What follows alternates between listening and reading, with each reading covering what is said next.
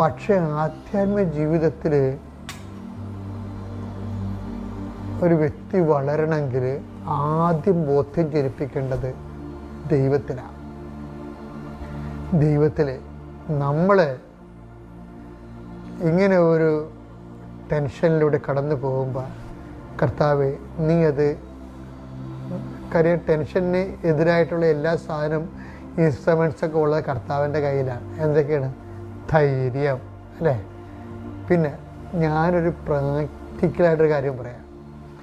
നിങ്ങൾക്ക് ടെൻഷൻ്റെ കാലത്ത് ഒരു ധൈര്യവും തോന്നത്തില്ല. അപ്പം നിങ്ങളോർക്കും പ്രാർത്ഥിക്കുമ്പോൾ തന്നെ ഉടനെ ടെൻഷൻ വരുമ്പോൾ നമ്മൾ പ്രാർത്ഥിക്കുമ്പോൾ ഉടനെ ഒരു ധൈര്യം തോന്നത്തില്ല.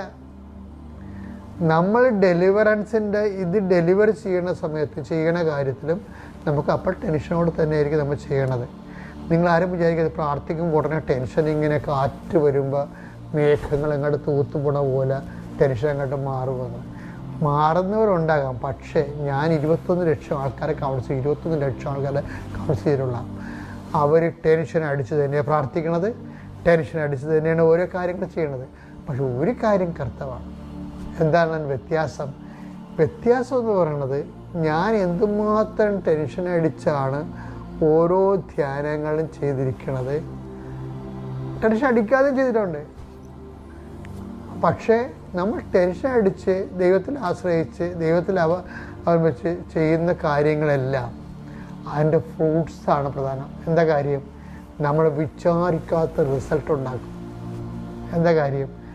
അത് ചെയ്യണത് കർത്താവാണ്.